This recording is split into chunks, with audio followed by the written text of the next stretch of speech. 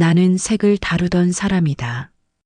그런데 우리 집에는 오래전부터 색이 사라졌다. 대전 둔산동 25년을 살아온 이 아파트에서 나는 오늘도 컬러 연필을 정리하고 있다. 하지만 손에 잡히는 건 회색뿐이다. 언제부턴가 밝은 색들은 사용하지 않게 되었다. 팔레트도 마찬가지다. 검은색과 회색 물감만 덩어리져 있고 나머지 색들은 딱딱하게 굳어 있다. 남편 경호는 내일 새벽 공항으로 간다. 말레이시아로 2달 출장이다.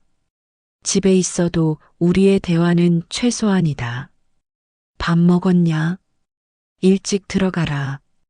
그 정도가 전부다. 거실에서 들리는 텔레비전 소리. 경호가 뉴스를 보고 있다. 주식 관련 뉴스에만 집중한다. 나는 주방 테이블에서 내일 방과 후 수업 자료를 준비하고 있다. 아이들이 그릴 스케치북에 밑그림을 그어둔다.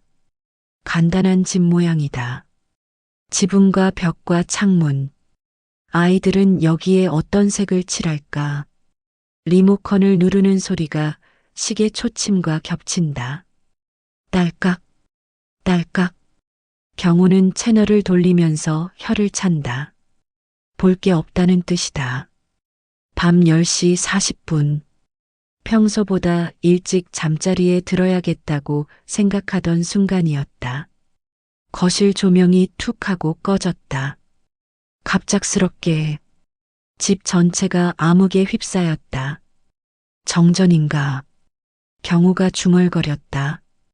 짜증 섞인 목소리다. 나는 휴대폰 플래시를 켰다. 빛이 흔들리며 우리 얼굴을 비췄다. 경호의 얼굴이 일그러져 보였다. 분전함 쪽에서 무언가 탄 냄새가 났다. 플라스틱이 타는 듯한 냄새였다. 심상치 않았다. 나는 코끝을 찌르는 그 냄새를 맡으며 불안해졌다. 계량기암 쪽을 확인해봐. 경호가 말했다. 나는 현관 쪽 계량기암을 열었다. 아파트 복도 비상등이 켜져 있는 걸로 보아 정전은 우리 집만의 문제였다. 관리사무소에 전화해. 경호가 또 지시했다. 나는 관리사무소 번호를 눌렀지만 연결음만 길게 울렸다. 야간에는 당직자가 한 명뿐이라 바로 연결이 안 될 때가 많다. 이웃집 불빛을 확인하려 베란다로 나갔다. 앞동과 옆동 모두 불이 켜져 있었다. 정말 우리 집만의 문제였다. 돌아와서 다시 관리사무소에 전화했지만 여전히 연결되지 않았다. 그때 지갑에서 작은 종이 하나가 눈에 띄었다. 학교에서 받은 지역 안전관리 업체 목록이었다. 교무실에서 화재나 전기 사고에 대비해 나눠준 것이다. 평소 같으면 그냥 넘겼겠지만 오늘은 달랐다. 떨리는 손으로 번호를 눌렀다. 혹시 야간에도 연결될까 싶었는데 2번의 신호음 후 남자 목소리가 들렸다. 이도윤입니다. 어떤 문제인가요? 목소리가 차분했다. 나는 상황을 설명했다. 갑작스러운 정전과 탄내 그리고 우리 집만 전기가 나간 상황을. 지금 바로 가겠습니다. 주소 알려주세요. 그의 대답이 확신에 차 있었다. 마치 이런 상황을 수없이 겪어본 사람 같았다. 20분을 기다렸다. 경호는 소파에서 휴대폰만 들여다보고 있었다. 나는 창문 쪽에서 밖을 내다봤다. 겨울바람이 세다. 유리창을 때리는 소리가 거세다. 초인종이 울렸다. 문을 열자 찬바람이 몰아쳤다. 방한 작업복을 입은 남자가 서 있었다. 키가 크고 어깨가 넓었다. 이도윤이라고 자신을 소개했다. 49살쯤 보였다. 헤드램프와 절연장갑 그리고 여러 장비가 든 큰 가방을 들고 있었다. 실례합니다. 먼저 메인 차단기부터 확인하겠습니다. 정중하지만 전문가다운 말투였다. 나는 그를 분전함이 있는 현관 쪽으로 안내했다. 분전함 커버를 열자 복잡한 회로들이 드러났다. 빨간색과 파란색 전선들이 얽혀 있었다. 그는 헤드램프를 켜고 꼼꼼히 살펴봤다. 그러더니 가방에서 열화상 카메라 같은 장비를 꺼냈다. 벽면을 스캔하기 시작했다. 카메라 화면에 빨간색 점이 한 곳에 집중되어 있었다. 뜨거운 곳이 있다는 뜻인 듯 했다. 여기 접속 단자에 산화가 진행됐네요. 그가 화면을 보여주며 설명했다. 접촉 저항이 커지면 열이 납니다. 오늘처럼 찬바람 불면 금속이 수축과 팽창을 반복해서 접속 부위가 느슨해져요. 그래서 스파크가 뛴 거예요. 나는 고개를 끄덕였다. 처음 들어보는 쉬운 설명이었다. 경호는 거실에서 짜증스럽게 혀를 끌끌 찼다. 빨리 고치라는 뜻인 듯 했다. 그때 주방에서 이상한 소리가 났다. 꾸르륵 꾸르륵. 하수구에서 나는 소리였다. 싱크대 아래를 들여다보니 물이 역류하고 있었다. 한파가 며칠 계속되면서 배관이 얼고 녹기를 반복했나 보네요. 그가 주방으로 와서 확인했다. 압력 균형이 깨져서 역류가 생긴 겁니다. 전기와 배수 문제가 동시에 생긴 건가요? 내가 물었다. 겨울철에는 흔한 일이에요. 전기는 제가 막고 배수는 임시로 트랩만 풀어서 순환을 잡아보겠습니다. 그는 차분하게 작업 계획을 설명했다. 순서가 있다는 것도 알려줬다. 전기 먼저 그 다음 배수. 안전이 최우선이라고 했다. 작업하는 모습을 지켜보았다. 모든 동작이 정확했다. 먼저 메인 차단기를 내렸다. 그 다음 각 분기별로 하나씩 확인했다.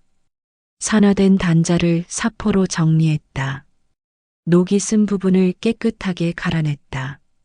새 단자와 와셔를 교체했다. 토크 렌치라는 도구로 정확한 힘으로 조였다. 너무 세게 조이면 나사산이 망가지고 너무 약하게 조이면 또 헐거워진다고 설명했다. 메인 전원을 순차적으로 올렸다. 분기별로 하나씩 확인하면서 올렸다.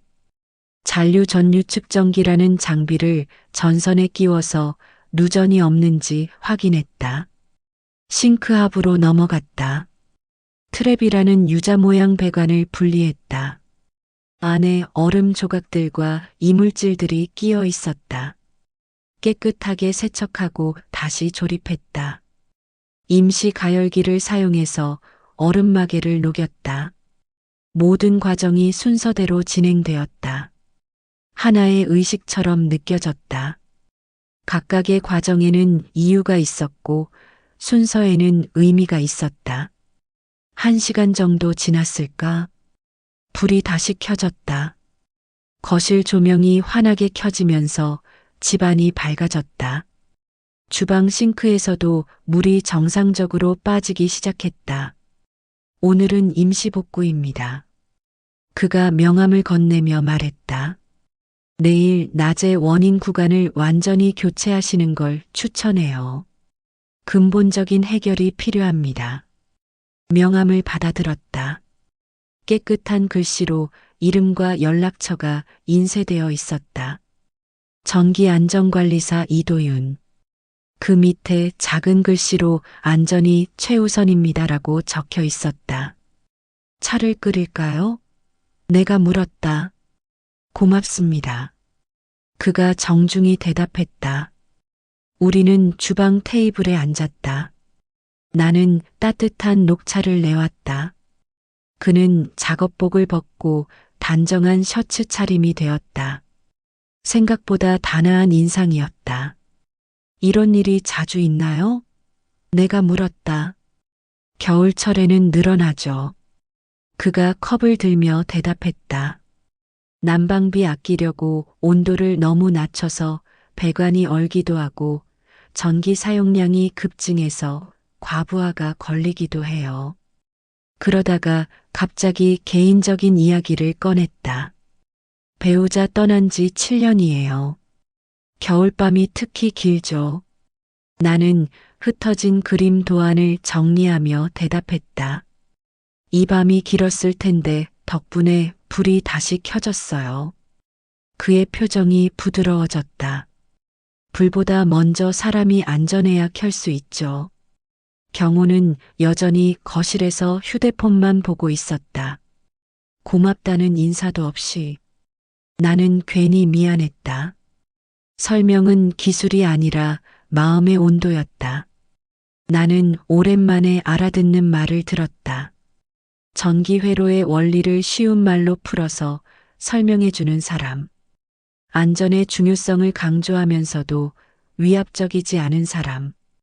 불이 켜진 거실에서 우리는 잠시 침묵했다. 그 침묵은 차갑지 않았다. 오히려 따뜻했다. 서로의 고독을 이해하는 듯한 침묵이었다. 컵을 다 비우고 그가 일어났다. 작업복을 다시 입고 가방을 챙겼다. 문을 나서며 그가 말했다. 혹시 또 문제 생기면 언제든 연락하세요. 전기는 예상치 못하게 문제가 생길 수 있어요. 나는 문틈 사이로 그의 뒷모습을 지켜보았다. 헤드램프 불빛이 계단을 따라 사라져갔다. 집안은 다시 밝았지만 무언가 달라진 기분이었다. 그날 밤 나는 오랜만에 그림을 그렸다. 스케치북에 작은 전구 하나를 그려 넣었다. 검은 배경 위에 노란색 전구. 오랜만에 쓰는 밝은 색이었다. 경호는 일찍 잠자리에 들었다. 내일 새벽 출국이라 피곤하다고 했다. 나는 혼자 거실에 앉아서 그림을 마저 그렸다. 전구에서 나오는 빛을 표현하고 싶었다. 어둠을 밀어내는 따뜻한 빛을. 그려놓고 보니 집 같기도 했다. 작은 집에서 따뜻한 빛이 새어나오는 모습. 누군가를 기다리는 집의 모습. 며칠이 지났다. 경호는 예정대로 출국했다. 공항 배웅도 하지 않았다. 택시를 타고 혼자 갔다. 집이 조용해졌다. 좋은 의미에서든 나쁜 의미에서든. 전북 김제 근교에 있는 시골집에서 연락이 왔다. 친정아버지가 돌아가시기 전에 남긴 집이었다. 작은 한옥이었는데 10년째 비워두고 있었다. 팔기도 애매하고 관리하기도 번거로운 집이었다. 동네 어르신 이경애 씨가 가끔 관리를 봐주고 계셨다. 아버지의 오랜 지인이셨다. 80이 넘으셨지만 정정하신 분이었다. 지하 배수 펌프가 이상해요. 경애 씨의 목소리가 전화기 너머로 들렸다. 물이 안 빠지고 자꾸 넘쳐요. 얼어붙었나 봐요. 한파가 계속되고 있었다. 대전도 영하 10도까지 떨어진다고 했다. 시골은 더 추울 것이다. 내일 내려가 볼게요. 내가 대답했다. 혼자 가시게요? 경애 씨가 걱정스럽게 물었다. 네, 괜찮아요. 사실 괜찮지 않았다. 시골집에 혼자 가는 것도 처음이고 배수펌프 같은 건 전혀 모르는 일이었다. 하지만 경호에게 말할 수도 없었다. 해외에 나가 있는데 괜한 잔소리만 들을 것이었다. 돈 많이 쓰지 말라는 말과 함께 이튿날 아침 일찍 시외버스를 탔다. 김제까지는 2시간 정도 걸렸다. 들판을 가로지르는 길이었다. 하늘에 구름이 낮게 깔려 있었다. 회색빛 구름이 온 세상을 덮고 있었다. 찬바람이 차창을 때렸다. 버스 안도 춥다. 난방이 잘 안 되는 노선 버스였다. 나는 두꺼운 패딩을 입고도 떨었다. 김제 시외버스 터미널에서 경혜 씨가 기다리고 있었다. 작은 체구에 따뜻한 미소를 지으신 분이었다. 친정아버지와 비슷한 나이셨을 것이다. 오느라 고생했지? 경혜 씨가 내 손을 잡으며 말했다. 손이 너무 차다. 택시를 타고 시골집으로 향했다. 논밭이 끝없이 펼쳐져 있었다. 겨울이라 모든 것이 갈색이었다. 나무들도 앙상하게 가지만 남아 있었다. 시골집이 보였다. 작은 한옥이었다. 기와 지붕의 흰 벽체, 마당에는 감나무 한 그루가 서 있었다. 아버지가 심으셨다던 나무였다. 지금은 잎이 모두 떨어져서 앙상한 가지만 남았다. 문제가 뭔지 보자. 경혜 씨가 집 뒤편으로 안내했다. 지하실 입구가 있었다. 낡은 철문이 반쯤 열려 있었다. 지하실로 안내받았다. 계단을 내려가자 습기와 곰팡이 냄새가 났다.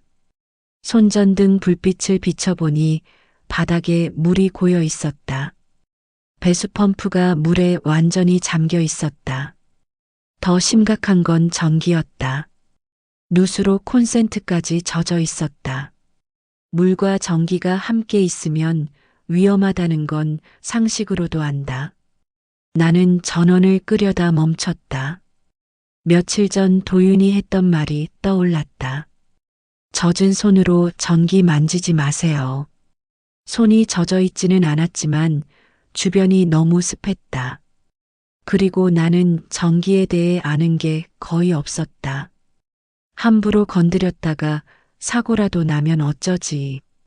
나는 망설이지 않고 도윤에게 전화했다.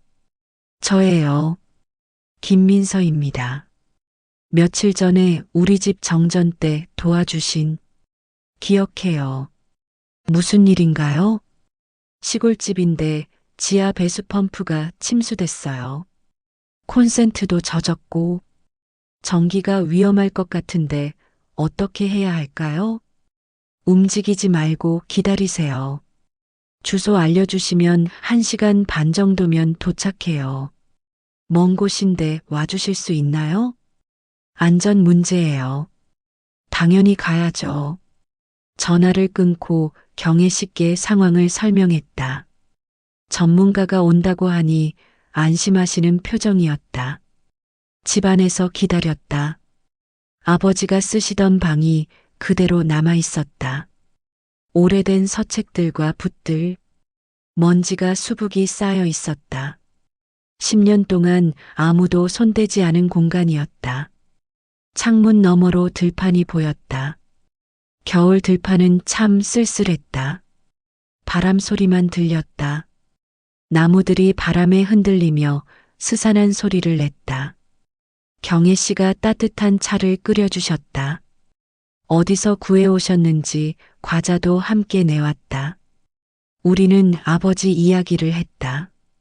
살아계실 때 이 집을 얼마나 아끼셨는지, 마당 가꾸기를 얼마나 좋아하셨는지. 그 사이 도윤이 도착했다. 대전에서 김제까지 정말 왔다. 더 큰 가방을 들고 있었다. 시골 작업에는 더 많은 장비가 필요한 모양이었다. 실례합니다. 먼저 상황을 파악해 보겠습니다. 지하실을 함께 내려갔다. 그는 헤드램프를 켜고 꼼꼼히 살펴봤다. 물의 깊이를 확인하고 전선의 상태를 점검했다. 누전 차단기도 확인했다. 첫 번째 절차는 메인 차단함에서 전체 전원을 차단하는 것이었다. 지상에 있는 차단함에서 지하로 가는 모든 전기를 끊었다. 접지 상태를 테스트하고 누전 차단기가 제대로 작동하는지 확인했다. 안전 확인이 끝나면 배수 작업이었다. 배수용 임시 펌프를 가져와서 물부터 빼기 시작했다. 펌프가 돌아가면서 물이 빨려 나갔다. 1시간 정도 지나니 바닥이 드러났다. 그 다음은 전기시설 정비였다. 물에 젖은 콘센트를 완전히 교체했다. 방수 등급이 높은 제품으로 바꿨다. 방수 커넥터도 새로 설치했다. 지하실 같은 습한 곳에는 특별한 제품을 써야 한다고 설명했다. 배관 문제도 있었다. 한파로 일부 배관이 얼어붙어 있었다. 히팅 케이블이라는 걸 설치했다. 배관을 따뜻하게 해주는 장치였다. 온도 조절기도 함께 설치해서 적정 온도를 유지하도록 했다. 시골집은 도시와 달라요. 그가 설명했다. 기온이 급강하할 때 물과 전기가 같이 문제를 만들어요. 순서를 꼭 지켜야 합니다. 안전 점검 먼저, 그 다음 배수 마지막에 복구. 누가 나에게 순서를 알려준 것은 정말 오랜만이었다. 경우는 늘 결과만 요구했다. 과정이나 순서에 대한 설명은 없었다. 그저 빨리 해결하라고만 했다. 작업이 끝나자 저녁이 되었다. 겨울이라 해가 일찍 졌다. 어둠이 내린 들판이 보였다. 별 대신 북풍 소리만 들렸다. 차가운 바람이 집 전체를 흔들었다. 대전까지 어떻게 가시려고요? 도윤이 물었다. 버스 시간을 놓쳤어요. 내일 아침에 가려고요. 태워다 드릴까요? 어차피 대전으로 돌아가는 길이에요. 정말요? 너무 감사한데. 차 안에서 잔잔한 라디오 토크쇼가 흘렀다. 밤 시간 상담 프로그램이었다. 사람들의 고민을 듣고 위로해주는 내용이었다. 우리는 말없이 들었다. 서울이 그립지 않냐고 물어봤다. 그가 서울 출신이라고 했었다. 글쎄요. 난 오늘 갈 수 있는 곳이 좋아요. 그의 대답이 마음에 남았다. 오늘 갈 수 있는 곳. 간단하지만 깊은 말이었다. 미래를 걱정하거나 과거를 그리워하는 대신 현재에 충실하겠다는 뜻으로 들렸다. 집 앞에 도착했다. 내일 낮에 대전집 배선 교체 작업도 하기로 했다. 약속대로 하겠다고 했다. 차에서 내리면서 고맙다고 인사했다. 정말 고맙습니다. 덕분에 큰 사고를 피했어요. 안전이 최우선이니까요. 그가 웃으며 대답했다. 짧은 침묵이 흘렀다. 뒷모습을 보며 생각했다. 어떤 사람은 문제를 해결해주고 어떤 사람은 문제 자체가 된다는 것을. 도윤은 전자였다. 그날 밤 나는 오랜만에 깊이 잠들었다. 시골집 지하에서 물 빠지는 소리가 규칙적으로 들렸다. 배수펌프가 정상 작동하고 있다는 소리였다. 그 소리가 자장가 같았다. 꿈을 꿨다. 아버지가 나타나서 집을 잘 지켰다고 하셨다. 마당 감나무에 꽃이 피고 있었다. 하얀 꽃이 탐스럽게 피어 있었다. 꿈에서도 아름다웠다.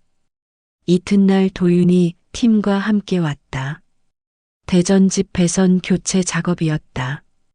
2명의 작업자가 더 왔다. 모두 전기 전문가들이었다. 체계적으로 움직였다. 먼저 전체 전원을 차단했다. 각 방별로 회로를 확인했다. 오래된 전선들을 새 것으로 교체했다. 25년 된 아파트라 전선이 많이 노후화되어 있었다. 나는 작업하는 모습을 지켜보며 스케치했다. 구리선에 붉은색 절연체에 파란색 플라스틱에 노란색. 오랜만에 색을 제대로 봤다. 미술교사 시절 습관으로 색연필로 간단히 스케치했다. 작업 중에 나온 스크랩 조각들도 모았다. 작은 콜라주를 만들고 싶었다. 폐기물도 예술의 재료가 될 수 있다. 재활용의 미학이랄까. 점심시간에 도윤과 간단히 대화했다. 그의 일에 대해 더 알게 됐다. 전기안전관리사라는 자격증을 가지고 있고 소방설비 쪽도 전문이라고 했다. 혼자서 업체를 운영하고 있었다. 힘들지 않나요? 혼자 사업하는 게 힘들죠. 하지만 누군가는 해야 할 일이니까요. 안전은 타협할 수 없어요. 그의 철학이 느껴졌다. 돈보다는 안전을 우선시하는 사람이었다. 요즘 보기 드문 직업 정신이었다. 오후에 작업이 끝났다. 분전함이 완전히 새 모습이 되었다. 모든 회로에 라벨이 붙어 있었다. 거실 조명, 주방 콘센트, 안방 전등, 각각의 스위치가 무엇을 제어하는지 한눈에 알 수 있었다. 깔끔하네요. 내가 감탄했다. 정리가 안전의 시작이에요. 도윤이 대답했다. 그날 저녁 경호에게서 영상 통화가 왔다. 말레이시아에서였다. 시차 때문인지 늦은 시간이었다. 요즘 공사비가 왜 이렇게 나가냐? 첫마디가 그것이었다. 나는 전기 안전의 중요성에 대해 설명했다. 25년 된 아파트라 전선 교체가 필요했다고. 화재 위험을 줄이기 위해서라고. 다 업체들 상술이야. 겁주고 돈 뜯어내는 거지. 경우는 늘 그랬다. 모든 전문가를 의심했다. 모든 비용을 아까워했다. 안전보다는 절약이 우선이었다. 전화를 끊고 나서 기분이 상했다. 도윤이 밤늦게까지 성심껏 작업해 준 것을 상술이라고 폄하하다니. 참 다른 사람들이구나 싶었다. 며칠이 흘렀다. 집안은 이전보다 확실히 밝았다. 새 조명들이 고르게 빛을 뿌렸다. 전기도 안정적이었다. 하지만 내 마음은 여전히 어둠 속에 있었다. 경호와의 갈등이 잦아졌다. 전기 공사비 때문에 시작된 다툼은 생활비 전반으로 번졌다. 마트에서 우유를 잘못 샀다고 해서 핸드백을 발로 찬 날도 있었다. 100원 차이 때문에 팔을 거칠게 잡는 일도 늘어났다. 멍이 들 정도로. 하지만 때리지는 않았다. 그 선은 넘지 않았다. 아마 자신도 알고 있을 것이다. 그 선을 넘으면 정말 끝이라는 것을. 살림의 모든 숫자는 내 잘못의 계산서가 되었다. 전기요금 1,000원 올랐다고 야단이고 수도요금 200원 차이로도 잔소리였다. 내가 낭비해서 그렇다는 식이었다. 방과 후 수업이 유일한 위안이었다. 아이들과 그림 그리는 시간만큼은 평화로웠다. 아이들은 자유롭게 색을 칠했다. 제약이 없었다. 비용을 계산하지도 않았다. 그런데 나는 언제부터인가 밝은 색을 쓰지 않게 되었다. 팔레트에 남은 건 회색과 검은색 뿐이었다. 아이들이 물어보기도 했다. 선생님, 그림은 왜 어두운 색만 있어요? 나는 대답할 말이 없었다. 언제부터인지 밝은 색을 쓰는 법을 잊어버렸다. 희망을 표현하는 방법을 잃어버렸다. 그날 밤도 그랬다. 경호의 노트북에서 영상통화 소리가 들렸다. 나는 주방에서 설거지를 하고 있었다. 스피커가 켜져 있어서 대화 내용이 고스란히 들렸다. 내일 라운지 7048번 예약했어요. 와인은 그 브랜드 그대로 준비할게요. 여자 목소리였다. 젊은 목소리였다. 박유정이라고 했던 그의 업무 파트너였다. 그런데 목소리 톤이 업무적이지 않았다. 너무 다정했다. 미팅 준비 잘해. 경호의 목소리도 달랐다. 낮고 부드러웠다. 나에게는 들려준 적 없는 톤이었다. 오랫동안 듣지 못했던 다정함이었다. 설거지하던 손이 멈췄다. 찬물이 계속 흘렀다. 물소리만 주방에 울렸다. 내 삶의 전기가 차단되던 순간은 늘 조용했다. 폭발하지도 않았다. 그냥 조용히 꺼져갔다.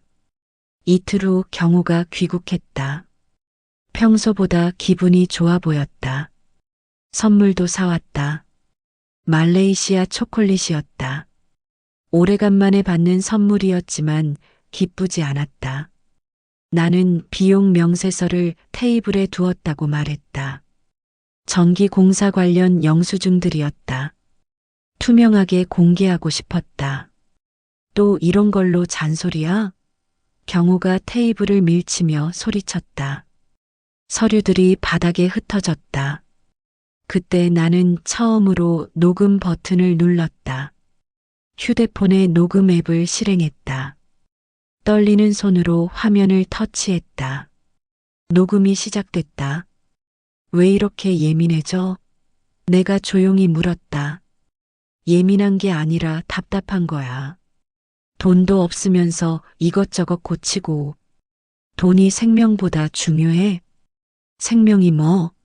과장하지 마. 과장이 아니에요. 전기 화재로 죽을 수도 있는 일이었어요. 그러면서 경호는 내 팔을 잡았다. 세게. 아픈 건 둘째 치고 무서웠다. 이 사람이 정말 나를 해칠 수도 있겠다는 생각이 들었다. 녹음은 계속됐다.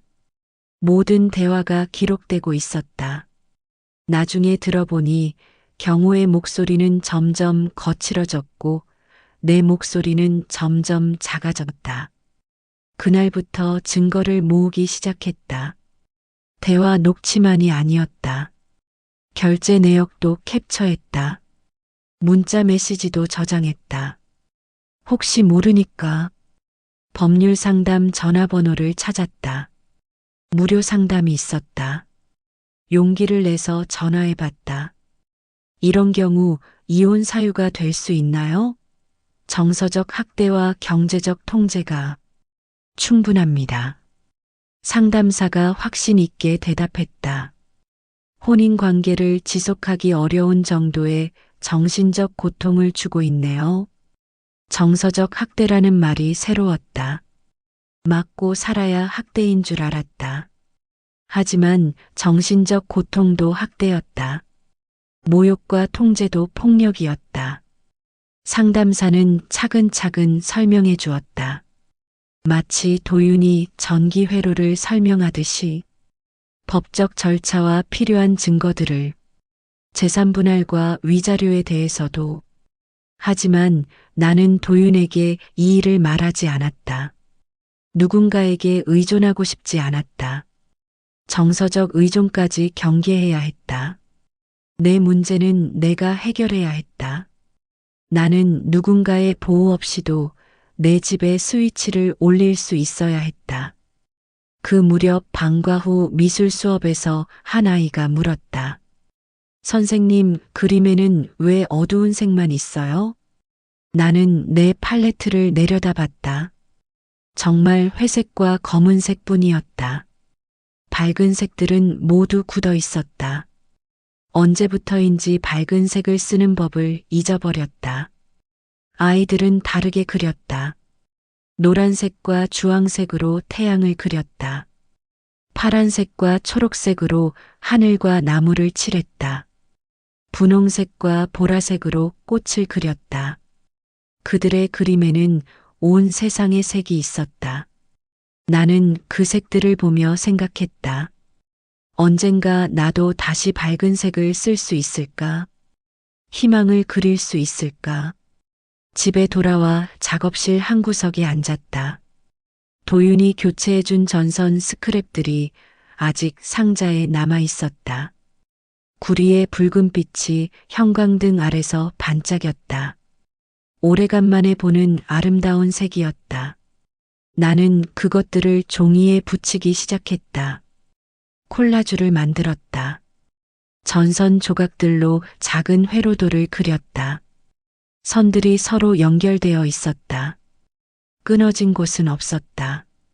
모든 길이 어딘가로 이어져 있었다.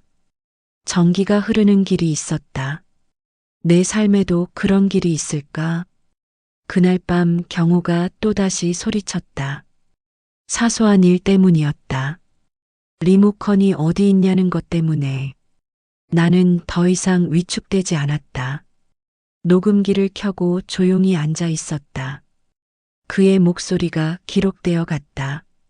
나중에 필요할 증거들이. 폭풍은 언제나 지나간다는 것을 배웠다. 영원히 계속되지 않는다는 것도. 여름이 지나고 가을이 왔다. 나는 상담사와 함께 이혼 절차를 차근차근 준비했다. 감정적이지 않게 사실적으로 기록했다. 녹음 파일들을 문서로 정리했다. 통장 거래 내역과 신용카드 명세서도 복사했다. 경호는 여전히 해외 출장을 다녔다. 점점 더 자주 나갔다. 집에 있을 때는 예전보다 더 예민했다. 작은 일에도 화를 냈다. 하지만 나는 더 이상 움츠러들지 않았다. 방과 후 수업 아이들이 내게 힘을 주었다. 그들의 그림에는 온 세상의 색이 있었다. 자유롭고 밝은 색들이. 나도 조금씩 밝은 색을 섞기 시작했다. 회색에 노란색을 한 방울, 검은색에 파란색을 조금씩. 색이 돌아오고 있었다. 천천히 하지만 확실하게. 어느 날 경호가 일주일 출장을 떠났다. 싱가포르였다. 나는 그 시간 동안 집안을 정리했다. 오래된 물건들을 상자에 담았다. 버릴 것과 가져갈 것을 나눴다. 이혼 후에는 작은 집으로 이사해야 할 것이었다. 지금 아파트는 경호 명의였다. 재산 분할을 받더라도 이 집에서 계속 살 수는 없었다. 부동산 앱으로 매물들을 찾아봤다. 탐방동 쪽에 괜찮은 오피스텔들이 있었다. 작지만 깔끔한 곳들이었다. 나 혼자 살기에는 충분했다. 도윤에게 전화했다. 곧 이사를 할 것 같다고 말했다. 새 집에서도 정기 점검이 필요할 거라고. 그는 조용히 들어주었다. 언제든 연락하라고 했다. 왜 이사를 하세요? 그가 조심스럽게 물었다. 상황이 복잡해서요. 자세한 얘기는 나중에. 그는 더 묻지 않았다. 적당한 거리를 유지했다.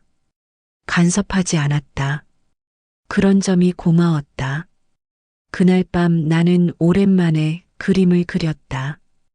캔버스에 검은색 배경을 칠했다. 그 위에 작은 전구 하나를 그려 넣었다. 노란 빛이 어둠을 밀어내고 있었다. 작은 빛이라도 어둠을 이길 수 있다는 걸 배웠다. 희망은 크기가 중요한 게 아니었다. 존재하는 것 자체가 중요했다. 토요일 오후였다. 경호가 출장에서 돌아온 다음 날이었다. 나는 협의이혼 제안서를 정리했다. 관련 증빙 자료도 함께 준비했다. 녹음 파일들과 문자 메시지 캡처본들, 통장 거래 내역과 신용카드 명세서, 상담사가 알려준 대로 차근차근 준비했다. 경호는 소파에서 골프 중계를 보고 있었다. 주말 오후의 평범한 모습이었다. 나는 서류 뭉치를 그 앞 테이블에 놓았다. 뭐야 이게? 경호가 서류를 들춰보더니 얼굴이 굳었다. 이혼 합의서예요. 미쳤냐? 그가 벌떡 일어났다. 갑자기 뭔 소리야? 갑자기가 아니에요. 오래 생각한 거예요. 무슨 문제가 있다고 이혼을? 문제 많죠. 이 서류에 다 적혀 있어요. 경호는 서류를 훑어봤다. 녹음 내용을 문서화한 것들, 정서적 학대와 경제적 통제에 대한 기록들, 그리고 외도 정황에 대한 증거들. 이게 다 뭐야? 녹음을 언제 했어? 당신이 소리 지르고 협박할 때마다 했어요. 협박? 언제 협박했어? 팔 잡고 위협할 때, 물건 던질 때, 다 기록되어 있어요. 그때 박유정과의 대화 내용도 꺼냈다. 라운지 예약 대화와 와인 얘기. 업무라고 하기에는 너무 친밀한 대화들. 이건 그냥 업무야. 업무 파트너와 둘이 와인 마시며 라운지 가는 게 업무예요? 아니, 살아보려는 거야. 나는 차분히 대답했다. 경호가 소리를 높여도 나는 자리를 지켰다. 서류들이 테이블 위에서 바람에 흔들렸다. 선풍기 바람 때문이었다. 하지만 서류들은 날아가지 않았다. 무거운 스테이플러로 고정해뒀기 때문이었다. 이혼은 생각보다 복잡한 과정이었다. 재산분할 문제부터 시작해서 새로운 거주지까지 결정해야 할 것들이 산더미였다. 나는 상담사의 도움을 받아 하나씩 차근차근 처리해 나갔다. 경호는 처음에는 격렬히 반대했다. 말도 안 된다고 소리쳤다. 하지만 내가 준비한 증거들을 자세히 보고 나서는 태도가 조금씩 달라지기 시작했다. 변호사와 상담한 후에는 협의 이혼에 동의한다고 했다. 한 달이 흘렀다. 대전 탐방동 소형 오피스텔로 이사하는 날이었다. 25년 살던 집을 떠나는 것이었다. 이삿짐은 많지 않았다. 대부분 두고 왔다. 새 출발에는 새로운 물건들이 필요했다. 새 집은 작았지만 깔끔했다. 남양이라 햇볕이 잘 들었다. 오랜만에 보는 밝은 집이었다. 15평 남짓한 공간이었지만 내 것이라는 사실이 중요했다. 도윤이 새 분전반 설치를 도와주었다. 작은 집이지만 안전은 타협할 수 없다고 했다. 누전 차단기와 소형 화재 감지기들도 함께 달았다. 모든 회로를 처음부터 새로 설계했다. 이제 여긴 내 회로네요. 내가 분전함을 바라보며 말했다. 그럼 설계자는 당신이죠. 그가 미소 지으며 대답했다. 우리는 작업하면서 많은 이야기를 나눴다. 그의 돌아가신 아내 이야기. 암으로 고생하다 떠났다고 했다. 마지막까지 밝게 웃으려 노력했다고. 내가 교단을 떠난 이유도 털어놨다. 아이들은 좋았지만 학교라는 조직이 힘들었다고. 서로의 상처와 회복에 대한 이야기들을 나누었다. 상처는 누구에게나 있다. 하지만 그것을 어떻게 극복하느냐가 중요하다는 것도 배웠다. 작업을 마치고 그가 말했다. 난 당신의 전기를 대신 켤 수는 없어요. 하지만 꺼졌을 때 곁에 있을 순 있어요.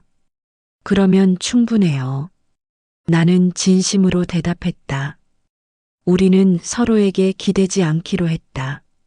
각자의 스위치는 각자 올리기로 했다. 하지만 어둠 속에서 혼자가 아님을 느끼기로 했다. 의존이 아닌 동반이었다. 그날 저녁 새 집에서 처음으로 라면을 끓였다. 간단한 저녁이었지만 의미가 있었다. 내가 선택한 집에서 내가 원하는 음식을 해먹는 것. 작은 자유였지만 소중했다. 가스레인지에 파란 불꽃이 냄비를 달궜다. 밖에서 바람 소리가 들렸지만 춥지 않았다. 집안은 따뜻했다. 내가 조절한 온도였다. 벽에 걸린 소형 온도 조절기가 깜빡였다. 적정 온도를 유지하고 있다는 신호였다. 나는 그 불빛을 보며 생각했다. 이제 내가 이 집의 모든 것을 조절한다. 온도도 습도도 조명도. 방과 후 수업도 새로 시작했다. 동네 도서관에서 주말마다 아이들을 가르치는 일이었다. 학교보다 자유로웠다. 아이들도 더 창의적으로 그림을 그렸다. 아이들은 내게 색을 돌려주었다. 노란색 해바라기, 보라색 나비, 분홍색 구름. 그들이 그리는 모든 것이 밝고 아름다웠다. 나도 다시 밝은 색을 쓰기 시작했다. 일러스트레이터 일도 늘어났다. 안전 교육 관련 사파를 그리는 프로젝트였다. 전기 안전과 화재 예방에 관한 그림들이었다. 내가 직접 겪은 일들이 그림이 되었다. 나의 경험이 누군가에게 도움이 되는 일이었다. 겨울이 오기 전에 집 전체 점검을 받았다. 도윤이 와서 모든 회로를 다시 한번 확인했다. 온수기와 보일러도 점검했다. 겨울 준비를 철저히 마쳤다. 혼자 사는 집이라 더 신경 써야 해요. 그가 당부했다. 문제 생기면 바로 연락하세요. 그의 배려가 고마웠다. 하지만 의존하지는 않으려고 했다. 기본적인 전기 상식도 배웠다. 간단한 문제는 스스로 해결할 수 있도록. 어느 날 경호에게서 연락이 왔다. 이혼 서류에 최종 동의한다는 내용이었다. 재산 분할과 위자료 조건도 합의가 되었다. 생각보다 순조롭게 진행되었다. 나는 전화를 끊고 창밖을 바라봤다. 겨울이 지나가고 있었다. 봄이 오고 있었다. 베란다에 놓인 작은 화분에서 새싹이 돋고 있었다. 새 집의 분전함을 열어봤다. 모든 회로가 깔끔하게 정리되어 있었다. 라벨도 내 글씨로 직접 써붙였다. 거실, 주방, 침실, 작업실, 각각의 공간이 내 완전한 통제 아래 있었다. 나는 메인 스위치에 손을 올렸다. 클릭. 모든 불이 켜졌다. 내가 직접 켠 불이었다. 내 의지로, 내 선택으로. 그날 밤 도윤과 통화했다. 이혼이 최종 성립됐다고 말했다. 그는 축하한다고 했다. 목소리에 진심 어린 안도가 섞여 있었다. 이제 정말 새 출발이네요. 네, 정말 새 출발이에요. 전화를 끊고 작업실로 갔다. 새로운 그림을 시작하고 싶었다. 캔버스에 노란색을 칠했다. 오랫동안 쓰지 않았던 밝은 색이었다. 붓끝에서 희망이 번져나갔다. 새 집에서의 첫 겨울은 따뜻했다. 난방비는 내가 조절했다. 전기 사용량도 내가 관리했다. 모든 것이 내 결정이었다. 내 책임이자 내 자유였다. 도윤과는 일주일에 한두 번 만났다. 커피를 마시거나 산책을 했다. 서두르지 않았다. 각자의 상처를 치유하는 시간이 필요했다. 급할 것도 없었다. 봄이 왔다. 새집 베란다에 더 많은 화분을 놓았다. 작은 씨앗들을 심었다. 매일 물을 주고 햇빛을 쬐어 주었다. 며칠 후 작은 새싹들이 돋아났다. 성장에는 시간이 필요하다는 것을 다시 배웠다. 조급해하지 말고 기다릴 줄도 알아야 한다는 것을. 1년이 지났다. 정확히는 1년 2개월이었다. 나는 도서관에서 방과 후 미술 수업을 마치고 집에 돌아왔다. 오늘은 아이들과 자화상을 그렸다. 거울을 보고 자신의 얼굴을 그리는 시간이었다. 아이들은 저마다 다른 색으로 자신을 표현했다. 현관문을 열자 따뜻한 공기가 반겼다. 내가 미리 맞춰둔 온도였다. 스마트 온도 조절기가 알아서 관리해준다. 집에 들어오기 1시간 전에 미리 가동되도록 설정해뒀다. 거실 한켠의 작업대에 앉았다. 스케치북 위에 빛의 방향이라고 메모해 두었던 종이가 보였다. 새로운 그림 아이디어였다. 빛이 어디서 와서 어디로 향하는지에 대한 그림이었다. 화장실 소형 전등이 깜빡거렸다. 수명이 다 되어가는 모양이었다. 예전 같으면 도윤에게 전화했을 것이다. 하지만 이제는 혼자서도 할 수 있었다. 의자를 가져다 놓고 전등을 분리했다. LED 전구였다. 새 제품으로 교체했다. 스위치를 올리자 밝은 빛이 퍼졌다. 간단한 일이었지만 뿌듯했다. 전기는 보이지 않지만 보이게 하는 일을 한다. 도윤이 했던 말이었다. 사랑도 그렇다. 직접 보이지는 않지만 모든 것을 보이게 만든다. 주말이면 도윤과 대청호 둘레길을 걷는다. 말수는 여전히 적지만 호흡이 잘 맞는다. 서로 무리하지 않는 속도로 걷는다. 그는 지역 청소년 안전교육 자원봉사를 늘렸다. 나는 그런 그를 진심으로 응원한다. 우리는 서로의 일상을 존중하면서 만난다. 간섭하지 않고 강요하지도 않는다. 급하지 않게 천천히 가까워진다. 각자의 스위치를 각자 올리면서 함께 걷는 관계다. 어제는 함께 전통시장에 갔다. 그가 전선 교체용 부품을 사러 가는 길에 동행했다. 나는 미술 재료를 샀다. 각자 필요한 것들을 각자 골랐다. 하지만 함께 걸었다. 시장 어귀에서 호떡을 나눠 먹었다. 겨울 간식이었지만 따뜻했다. 그의 손이 내 손을 스쳤을 때 전기가 흘렀다. 좋은 전기였다. 따뜻하고 안전한 전류였다. 방과 후 수업 아이들이 내게 그림을 선물했다. 색연필로 그린 무지개색 집이었다.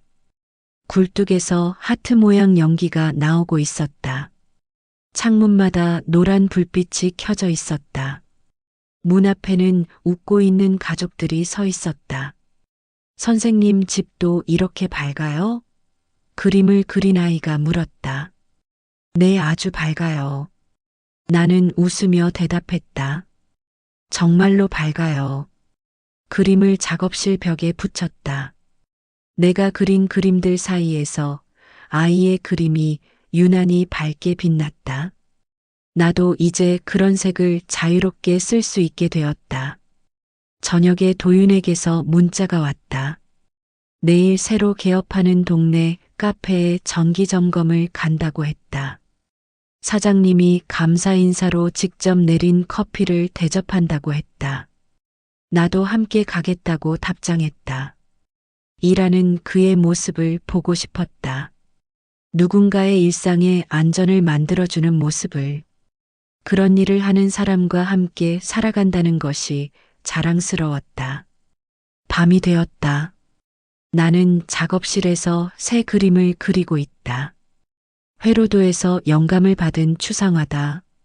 선들이 서로 복잡하게 연결되어 있다.